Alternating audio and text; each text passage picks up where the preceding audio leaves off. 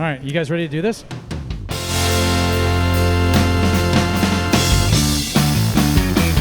Welcome to Earburner, the award-winning D Magazine podcast hosted by actual editors who talk about stuff in Dallas. I am Tim Rogers, and seated to my left at table number 4, here at the world-famous Old Monk in funky East Dallas, is my book-writing co-host, Zach Crane. Zach. What's up, buddy? How are sales, brother?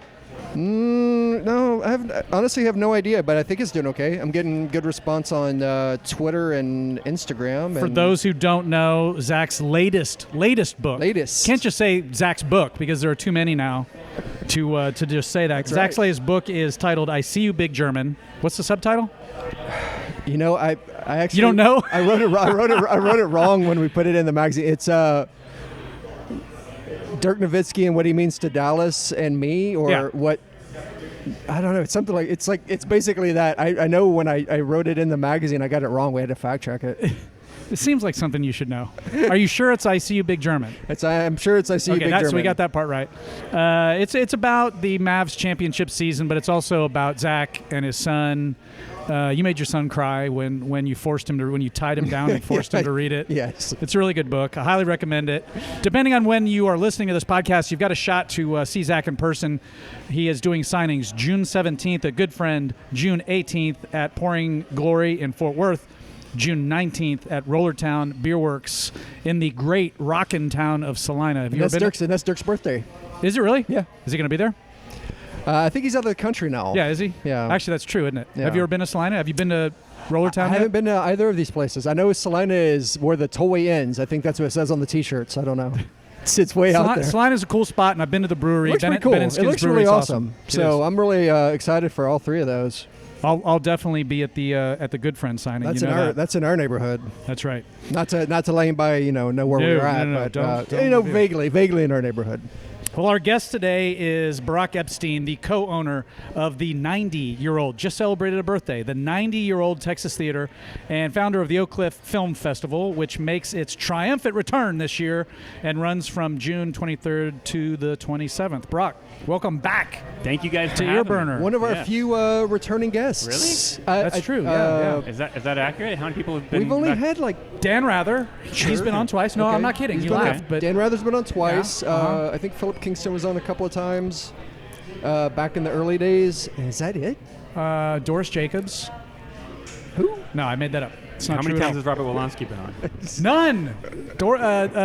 Robert hasn't been on the podcast. There's a blood feud between Zach and Robert, and so that's why he can't be on the podcast. If that ever was to happen, there would be. I think actually people would be here. Like people would want to. see Robert what's would going be on. a great guest, yeah. and we should do that sometime. Barack, how did your first appearance on Earburner change your life? It was a game changer. Yeah. Game changer. I got followers by the 2s and 3s. Yep. Added to the. That happens. It can be overwhelming. It was Like, whoa, overwhelming. what's going on? I had to look at it and really re-gauge my metrics after that appearance. I see there's not a ring on your finger, so it didn't result in nuptials, apparently. not, because that happens a lot, too. Yeah. That happens a lot.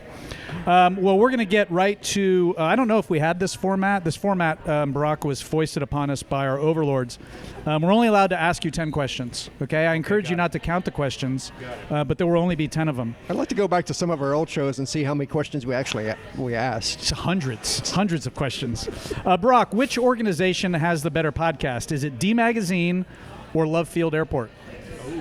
Well, I was just on the Love Field Airport. Oh, you were. Podcast Well, that's last week. interesting that I would ask that question. And they're doing this great new thing called. Why does the airport have a podcast? Lead with Love, and it's I think I was on the second episode. It's a new thing that they're doing, and I did it with James. So they Faust talk about like from if the planes are going to be on time or delayed. Yeah. But then that's really weird because sometimes you might listen to the podcast a month later and you're like, why do I care about Flight 497? Wait, so who from a month ago? does this?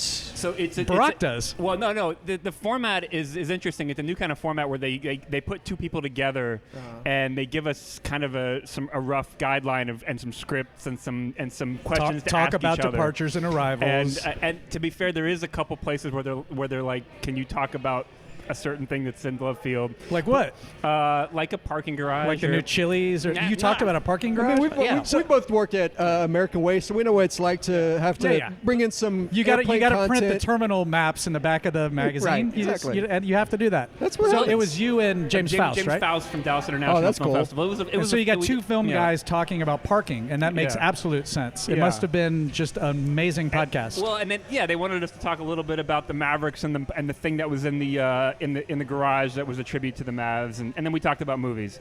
So it was fun. It was a lot of fun. But Love Field's doing this whole thing where I think they're just doing more for the arts. I don't know if you know this, but the city of Dallas has an aviation arts department. I knew we had an aviation department. I had no idea that there was an aviation department has an arts programmer.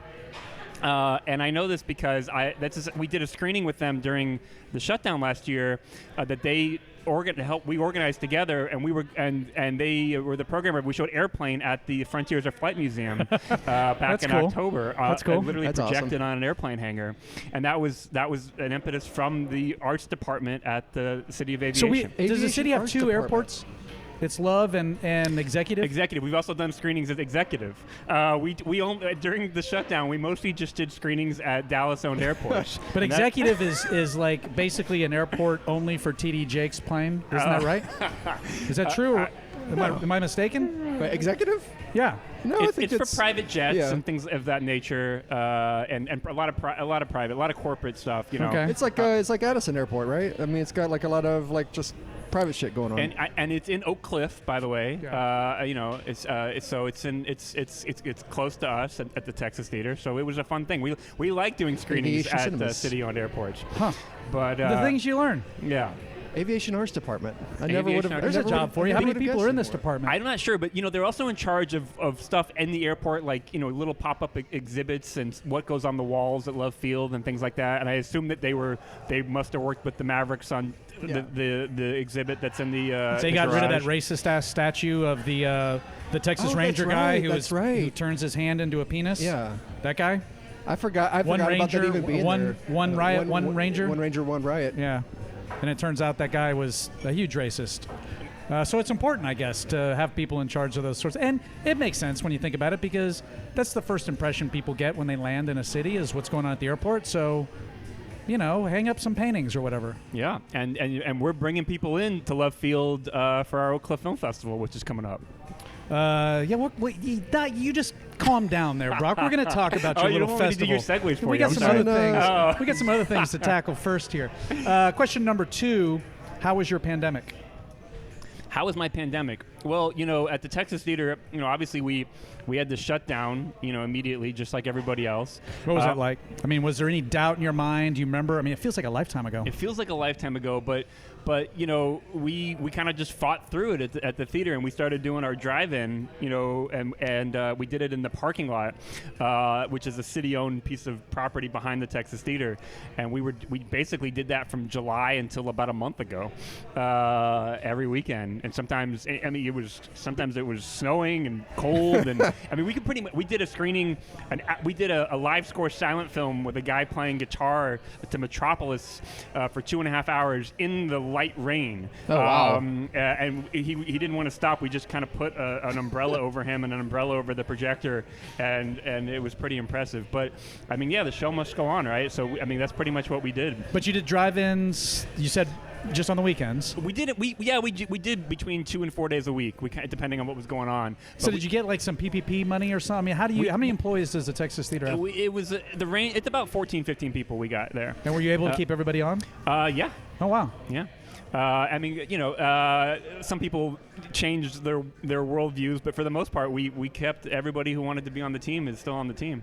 And we did get a little PPP last year, and depending on when you're listening to this, also we're actually we're one of the people that were waiting on the SVOG. I don't know if you guys are following that. Well, Zach knows all about the SVOG. SVOG. He's every morning he shows up at work and he's like the first thing out of his mouth is SVOG and what's going on with the SVOG. What are we going to do with this? But for the people who don't know about it, Brock, why don't you explain? The SVOG stands for Shuttered Venue Operators Grants, and it was something that was approved back in December and it goes. Is it a federal program? Yeah, it's part of the stimulus that was passed in December, early January, and it goes to anybody who runs what's considered a venue. So it's a movie theater, museum, rock and roll venue, American Airlines Center, whatever, and it just can't be publicly owned, independently owned, under a certain threshold of employees. And so basically, it's independent theaters or mid-level theaters, and a lot of music venues are waiting for this, and it's been delayed. How much you being shorted here? What are we talking about? Well, I mean, it's a fair amount of money. So, and we haven't been approved for it yet. But more or less than $25,000. I will say that it's more, and but more than 50,000. You can read about how this works. But essentially, they give you 40 to 45% of your 2019 revenue. Oh wow! Oh, interesting. And what's the holdup? The SBA and a company called Salesforce. What can we do to help you? You can call anybody at Salesforce and see if they know how to process applications. Exactly. Salesforce sounds like Salesforce. It sounds like the generic evil corporation in a like a dystopian 1980s movie. So those motherfuckers. But are bad. as of this week, supposedly they've worked it out, and they are going to be processing applications between now and the beginning of July. So I'm optimistic that and then you'll just be loaded. We're looking at 2022 we'll be arrival time. We'll be able to help cover some of the costs that we incurred last year. Did you have to borrow money? I mean, that's got to suck. Yeah. I mean, so the business that we're in, it was difficult. We all had to go figure out how to do our jobs at home. That created a lot of stress. We did it with fewer people and less money. But the thing that we produce is ideal for a pandemic because it shows up in your mailbox and you can enjoy it in the comfort of your own home. Right. But what you do, man, is this is not a brilliant observation, so I apologize. But what you do is predicated on people sitting next to each other and enjoying each other's company. Correct. Right. Yeah, we're in the business of people leaving their house, and whether it's to see a movie or to see a show or a book talk or anything, but something where they leave their house, they sit in a seat, maybe they buy a beer, and we're in that business. Yeah. So we had to pivot to do other things. The big P word last year, and then we were doing the whole virtual cinema thing, showing movies online. But that had limited success for a lot of theaters, but I mean, for the most part, the drive-in is what kept us going. What was the first event that you had back in the theater itself? Well, so we did do periodic starts and stops indoors during the pandemic. We did some screenings back in October when it seemed like the world was getting better, and we had some of our. We do this big thing we do every year with a live ballet and a silent film, or a ballet to a film, and we ended up doing that again this year, and then that worked out okay with very extremely limited capacities. We were doing 16% capacity, which is 100 people out of 650 in the room. Yeah. But then in November, we had a couple screenings inside that were, pretty low attendance, and then we scheduled some drive-ins that immediately sold out. So we're like, I guess we got to go back outside. Yeah. And we stayed outside again until end of January, where we did Sundance. And we were the Dallas satellite venue for the Sundance Film Festival this year. This is the first time Sundance has ever done that. And we did a mix of some drive-ins and some indoors at limited capacity.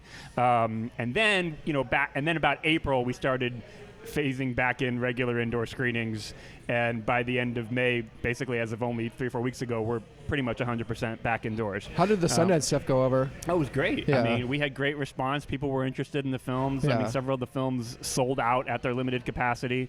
Because it's a rare opportunity for not just you guys, but for people here who can't always go to Sundance to say, I went to Sundance or whatever. Yeah, it's a huge thing because obviously Sundance, it feels like a gatekeeping, complicated thing to go to.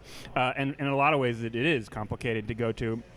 So bringing Sundance, you could watch it online, or you could go to any number of the satellite cities that they picked that were, complementary organizations, and they are going to be doing something again next year. They've already said to engage the satellite cities that they've chosen.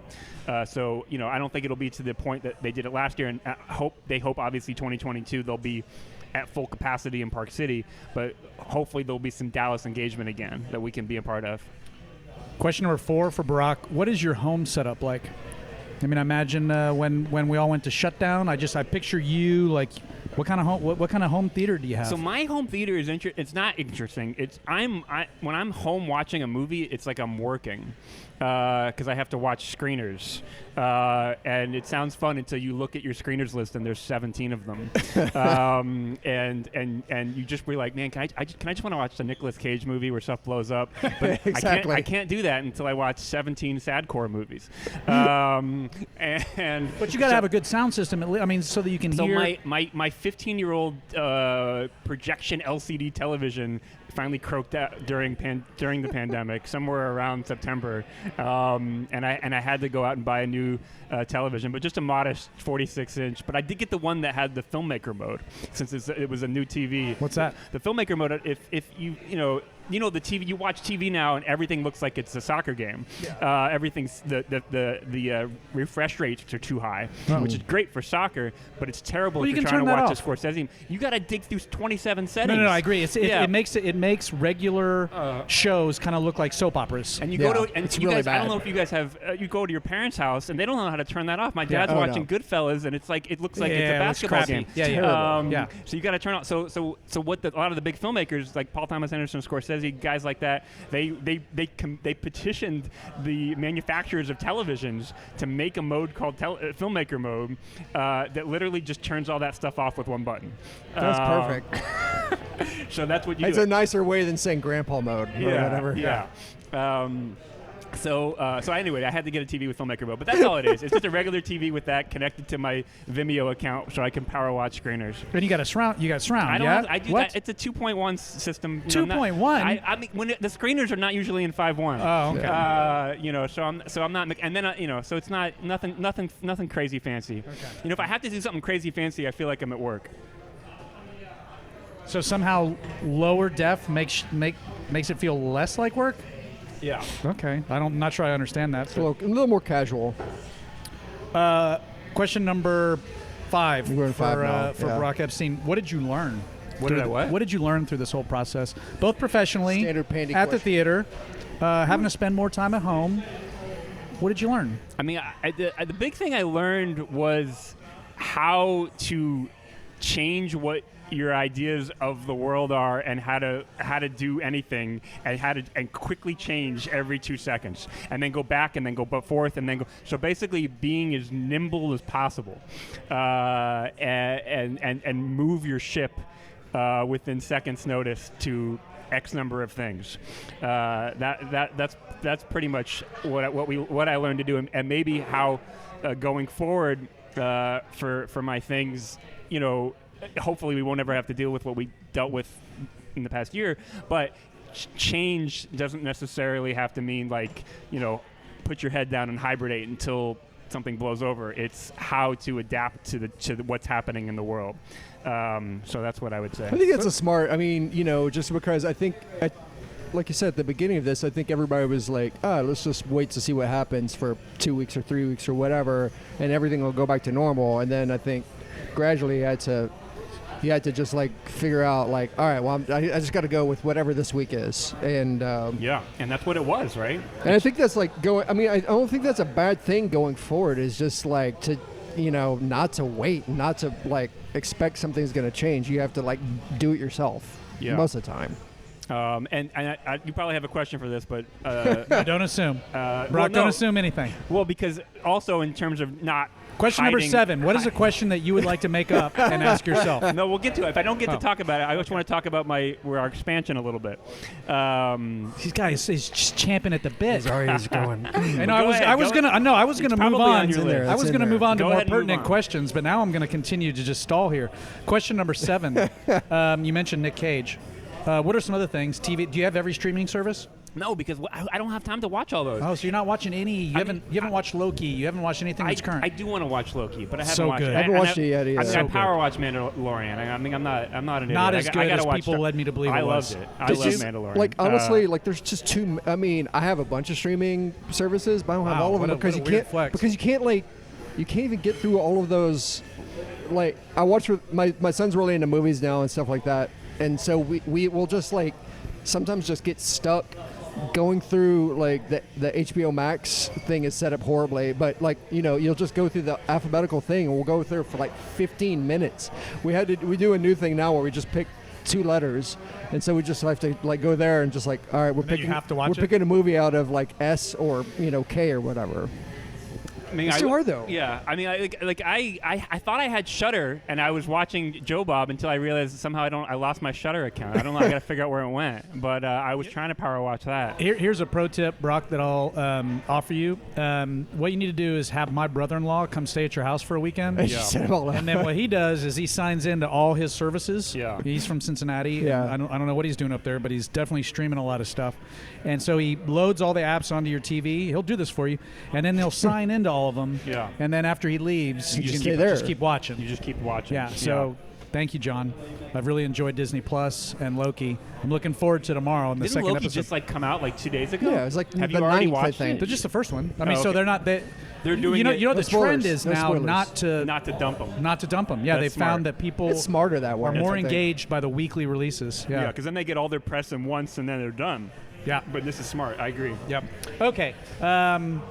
Question number 7 for Barack. We will move into what we should be talking about, which is the Oak Cliff Film Festival. So we've got 23 feature-length films, Yeah. 34 shorts, Yeah. 7 venues. One of those venues you really want to talk about because it's new. Well, or is that a separate venue? It's kind of a separate thing. So go ahead and finish So your this is question. one thing that you did during the pandemic. Yeah. Is at the Texas Theater. You built a new theater. Yeah, I mean, this wasn't just something we came up with while we were in shutdown. This is something we've been working on pretty much since we started the theater in 2010, because the balcony hadn't been used since like 1980. And we were like, what can we do in the balcony? And we tried to figure out, could we make it one big room again? But the sight lines were all messed up, and the amount of times we could use a giant room that's one room per year is, count them on my hand. Only a few times that Fred Armisen's going to come. But could we show a movie up there and something else downstairs, every day of the year? And we figured that made more sense. And so we had this plan, and we kept getting delayed. It kept getting delayed. We couldn't figure out how to get money for it. And then when the world ended, and we also were starting our drive-in and doing everything else, we went back to the plan, and we have a great architect at Corgan downtown, and we said, can we expedite this and get this going? And we were able to make it work with, to be frank, our bank we went to them and we were like, will you guys do this with us? And they were rock stars, and they wanted to help us during the pandemic finance this extra theater. Now, because the building itself is it a landmark or no? Mm-hmm. So because The it's a Texas landmark, Theater, the Texas Theater is a trifecta of landmarks. Okay. We have the City of Dallas Historic Register. Got it. A Texas State Historical And a national. and National Historic Register. Wow. Which is actually operated by the National Park Service. If Sure. you didn't Oh, know. wow. so does that's got to be a That's ton all- of hoops you have to that's jump all the through things. to. It's a ton of hoops, but also it means that you get you can help finance your project with tax credits. So that's cool. That's how that's the other way we did it. We got tax credits and made it work. But How much did you spend on it? Is it more than $100,000? You're just dying on I don't numbers know. here. He's just he's really reluctant. This guy doesn't want to talk You're cold hard gonna figures, start man. just like taking the microphone around no, and look, asking people their salaries. What do you mean? That's a great question. What's your take home? Question what's your number after taxes? 8. Hold on a second. I will answer that legitimately because I've said it before. Okay. I mean it's $1.92 million Wow. roughly all in. Okay. So How many seats? It's about 100. It's 10 seater. It's 170. Yeah. We're adding an elevator for ADA access up there. We're Oh, adding a that's new cool. bar in the lounge. Cool. Redoing Upstairs bar. an upstairs bar. Okay. Yeah. That's an upstairs awesome. bar up there, and we adding a row for the downstairs. We're actually increasing capacity downstairs. Oh, really? So the wall is actually built about 15 feet back. So there's a theater behind, and then there'll be an area in the front. So the downstairs, there's actually be a VIP seating row for if you're going to come see a comedy show or something.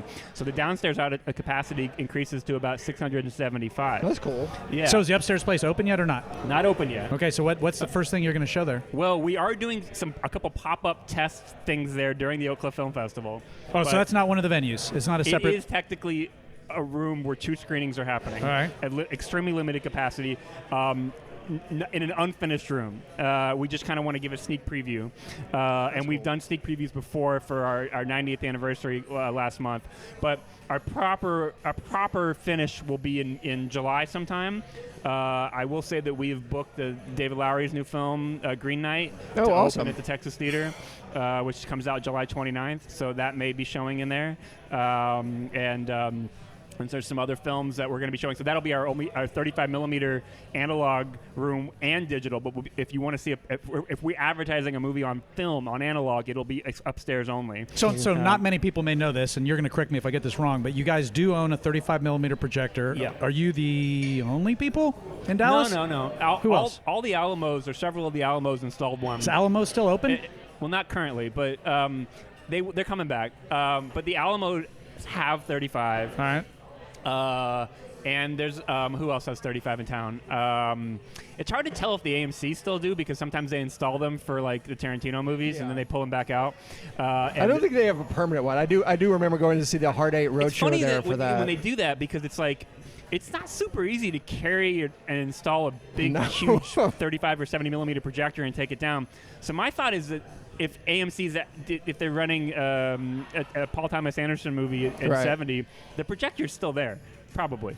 I'm not 100%. I wonder why they don't do more like rep stuff then, if they have. Well, no, because that's a whole other thing, because they don't just have a guy who can run it. They have to hire. Yeah, it's so weird. It gets into the weeds, but at this point they'll hire like 3 different consultant companies to just hire a guy who already works for the Texas Theater to go work for them. Now what would that's the level of, we don't know what this stuff is. We got to hire 6 consultants. Now what would a guy like that make? Like what would his salary? Yeah. So normally, now you said this is in the weeds, but I love it. So normally, an average theater says they're going to show a movie and it's a new release. It's digital. Yeah. How do they get it? How do they get the ones and zeros? The movies now come on hard drives or via a physical hard drive arrives. Physical hard drive or digital download. Yeah. How long does that take? Well, internet's getting pretty good these days. So you can download. Just put it on a thumb drive and put it on a 200 gig thumb drive. Okay. And you can ingest it that way. But when you have a projector, a 35 millimeter projector, then that has to show up in a can, just like I imagine a film would, right? Yeah, a big can and 2 cans or 2 or 2 or 6 3. reels. Yeah. Or in the case of a Tarantino movie, 10 reels. Wow. So those movies, they come. I think we showed Once Upon a Time in Hollywood on 35 millimeter. I think it was. So you got to have 2 projectors. We do 2, so it's called changeover, meaning it switches from one to the other, just like in Fight Club. You saw Fight Club. Yeah. There's a sprock. There's the mark, and then you switch it over, and no one notices. They used to in the 80s and 90s. They ran platters, which meant they would put the movies with tape and put them all together. That practice is frowned upon these days. So nowadays, if you're going to run film, you would run it on 2 projectors. All right. Question number, 8, let's say 9, 8. All right, here's what I know besides the number of feature-length films and the number of venues. Questlove directed a film that you're showing. Yes. It's called Summer of Soul. It's about a festival that happened in 1969 in Harlem, and it looks awesome. That's pretty much it. You nailed it. I mean, the Summer of Soul, or When the Revolution, could not be televised, and it was a concert that was filmed in Harlem in 1969, around the same time as Woodstock, and it was well attended. There's thousands of people in the crowd, and it was over 6 days, I believe, and it was filmed and for some reason shelved. The footage was never broadcast, never edited, never properly shown, and the producers, 3 producers, got together and kind of figured out that they could get this footage, and they worked with Questlove to recontextualize the film, re-edit the film, and make it something that's a historical document and also like a great just rock and roll movie, and people are gonna love this film. I mean, it's the film. For this year. It's wild. I never even had heard of that concert. See, that's something you don't want to watch in 2.1. You don't want to watch this at home. Now, that being said, they're streaming. They're not streaming, but they're doing it's coming out in theaters in July and on Hulu. But it's part of Fox, Hulu, Disney, that machine. But I recommend seeing it in the theater. So I hope you guys come see it at the Oak Cliff Film Festival. So you're going to show that at the Texas Theater, or where's it? We're showing it opening night of the Oak Cliff Film Festival, June 24th. Okay. And we just recorded a Q&A with the 3 producers, and we have a Q&A that we're streaming in from Questlove. He won't be there, but he's recorded one. And you got tickets still available? We do have some tickets still available. We're limiting the seating to 50% capacity. So tickets cost twice as much? No, you can get a ticket for $11.50, not that much money. I think the only thing I saw that was sold out was the True Stories. The True Story screening, for some reason, we made it free. So David Byrne it's film? immediately sold out. It's over at the Turner House. Yeah, we're going to show it because out. I saw that. I meant to RSVP, and then I didn't. Yeah, and, but we have a lot of other films that we sold a lot to Summer of Soul, but we well, still have some let more me just seats. ask, what's the if people want to buy tickets to the Oak Cliff Film Festival? Yeah, they should go to filmoakcliff.com or joinoacff.com. We're going, and then we got a lot of good stuff. There's another film. But hold on, real quick. So is seating going to be limited to 50% at every venue? Every venue that's indoors. Okay. Every venue that's indoors will be 50% capacity, but we still have a lot of seats. Texas Theater's a big room. Yep. But we're also doing Kessler Theater at limited capacity, the Bishop Art Theater Center. Those screenings are going to be limited capacity. We're also doing a drive-in at the Oak Cliff Film Festival at a great new nonprofit called 4 Oak Cliff.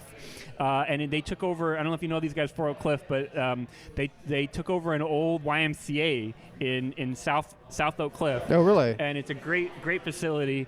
And we're going to be doing a drive-in there. These guys from Austin called Montopolis, and they're going to be playing a live score to a silent Western.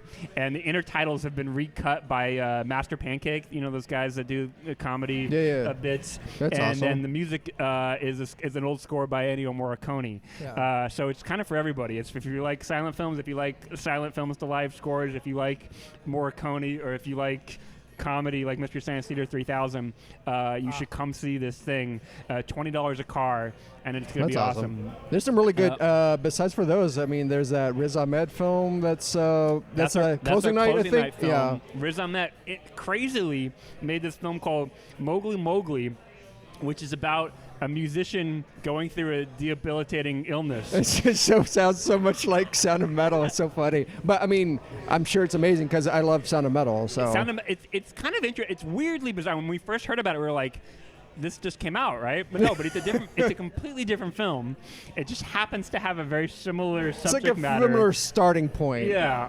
But he's a rapper in Mowgli, and in real life he actually raps. He's really good. Yeah. And this one's more to his, like, I feel like it's more autobiographical. It's got footage of him as a child, and it's set, you know, in his home country, and it just looks like, you know. To me, it's a great film, and maybe he should have won. Maybe he'll win Best Actor next year for this. I really like Sound of Metal. If you haven't seen it, I think it's on Prime. It's amazing. He plays a drummer in this, like, it says metal, but it's like kind of just like this experimental band with his girlfriend, and he goes deaf. And the sound design in that movie is it's great. Insane. And they did win that Oscar. Yeah, and it's so good. I mean, if he hadn't won that Oscar, there's no point in even doing like a sound design or sound editing things. He's really good, and he's a great rapper. He has that group Sweatshop Boys with I don't remember what it is. There's a really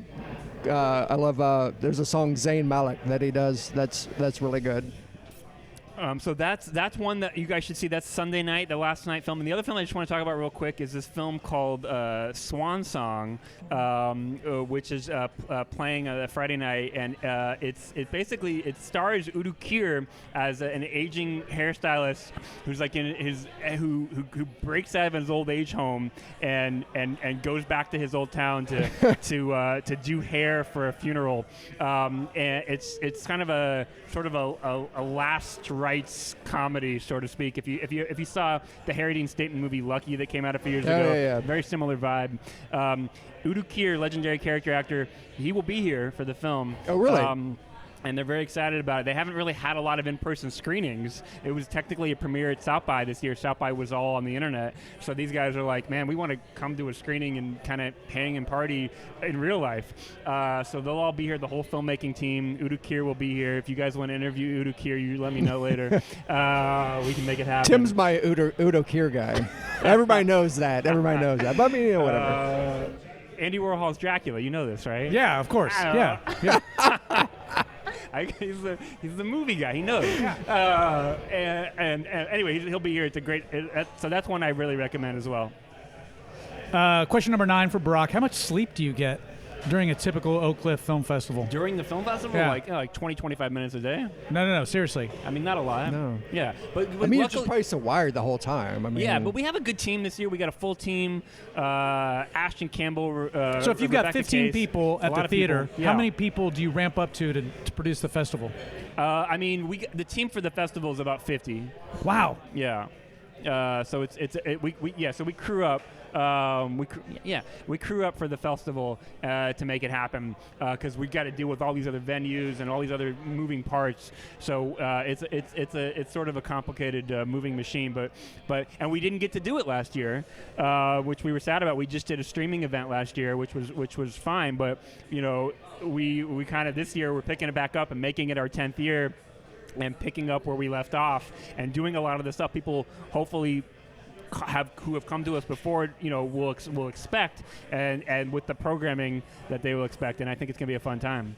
All right, question number 10. This is your final question, Brock. You recently retweeted something from an account called Texas Film Gear. Yeah. I'm going to read you the tweet, and I want you to oh explain my it to goodness, me. Let me see this. Here's the tweet. I quote. Yeah. Anyone remember Apple's compositor Shake, all uppercase Shake, which was used on all of the Lord of the Rings movies, then promptly EOL'd? Yeah. Question mark, EOL, uppercase. Yeah. Maybe the particle engine was ported to motion, all uppercase motion. We're gonna get Barack Epstein, what the hell does that tweet mean? End of life, right? This is a lot of things. Here, I'll let you read it. No, I know the tweet. I You know wrote it. the I've tweet. got this. I wrote this tweet. Oh, so you are the Texas Film Gear guy. I'm Texas Film Gear. Texas Film Gear is So you're retweeting yourself. I do. Yeah. Is that bad? How does that make you feel? Do you guys not do this? All the time. I retweet myself all the So time. Texas Film Gear is quote how myself. how I can pay my mortgage. I'm a video guy. Okay. So I would show movies, but I'm a gear guy, and I sell gear, and I'm a consultant for the video production industry. Okay. Is the long story short. That's what I've done for 15 years. All right. And at one point in time, I have to say I was kind of an Apple fanboy. And I'm not any. It's mainstream now. It's not as cool to be an Apple guy anymore. But 17 years ago, it was pretty cool if you knew about Final Cut Pro. Okay. We just showed all the Lord of the Rings movies at the Texas Theater. Okay. There's a new 4K restorations of the whole thing, and the Lord of the Rings movies were the effects in them were revolutionary in a similar way that the Star Wars effects were revolutionary in 1977. Would you guys agree with that? Yes. Yeah. Absolutely. All right. And the tool that Weta Workshop used to make the effects, besides the actual prosthetic stuff, all the digital tool was this program called Shake. Shake. And it was at one point it was probably a $30,000 piece of software, and Apple bought it. And after Apple bought it, you could buy it at the Apple Store at Knox Henderson, right there, where we can see from where we're sitting. You could go buy a box. Boxes of software. $30,000 box? No, it was. By the time it got to Apple, they had dropped it to $3,000. Okay. You could go in there and buy a box that was $3,000. And load it up on your Mac G4 and try to recreate the scenes in Lord of the Rings. As Tim has done. Yeah, Tim I mean, has I've done. tried. Tim has I done. didn't have Shake, and now I know that that's where I screwed up. Now I'm just seeing Tim with a big staff, like, you shall not pass, with his all that was done in with Shake. like some like ridiculous knows me frat too well. boy And hat. that was all that done. And then Apple dropped the price of Shake to $1,000. Yeah. And then they just straight They're up just did- giving it away. Then they basically. discontinued it, and they when I say particle engine, if I throw Whoa, wait a hold on. minute. Properly EOL'd. What's EOL EOL? end End of of life. life. Oh, okay. Zach knows what I'm talking about. And so if I digitally throw a fireball at Zach and it hits his head, and like particles of fire burst out of his head. Right. Which happens. That happens. Those are called particles. Waich was very confused as Barack was I'm explaining what There's particles really- reaching are. over to There touch wasn't Zach's a, head there, just there's now. not many parts where she could have come over and been like, okay. this is I don't know what cool. those guys are doing. Weird podcast over at table number 4. And then they put it in this thing called Motion, which was $300 piece of software that you bought to make explosions on people's head, and they killed it. And I had a flashback to that when I saw the Apple Shake logo in the scroll of Lord of the Rings, the 4K restoration, which they kept. There you go. Did you follow that? And now you know. And now you know. Did I rest say of the that was story. question number 10? I feel Yeah. like that was We can do question number another. 10. That's fine. Brock Epstein, you've been on Your Burner before. You know So what's you up. know that every guest is afforded the opportunity before the end of the podcast to ask either Zach or me and or us a question. What's your question for us? My question for you guys is, what are you going to see, or what are you most excited to see at the Oak Cliff Film Festival? Well, I'm not kidding. I watched the trailer for that Questlove film, and I want to see it. Good. It looks like a rocking good No, time. you're going to love it. You're going to love it.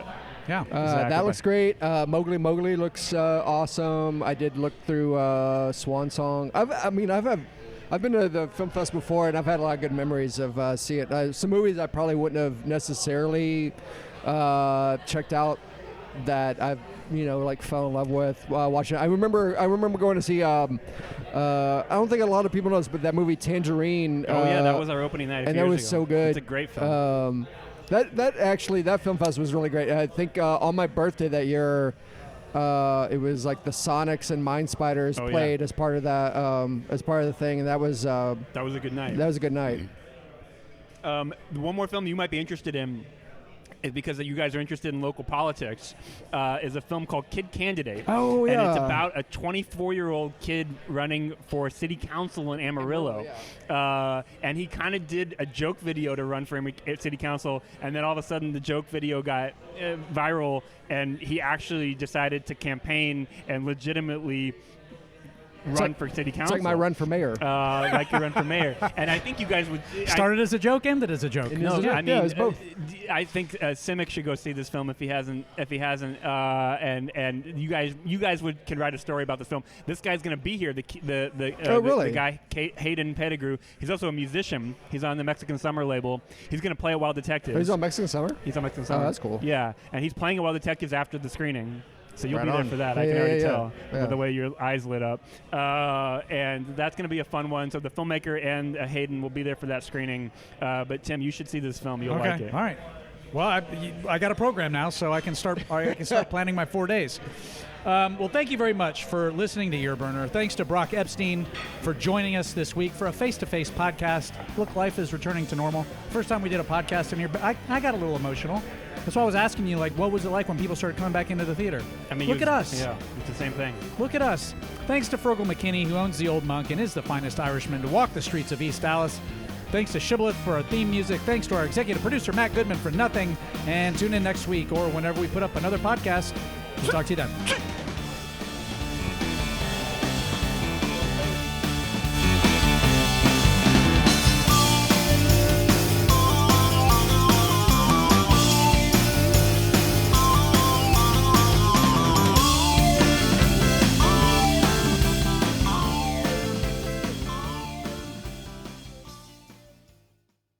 And you just were like, man, can I just want to watch the Nicolas Cage movie where stuff blows up?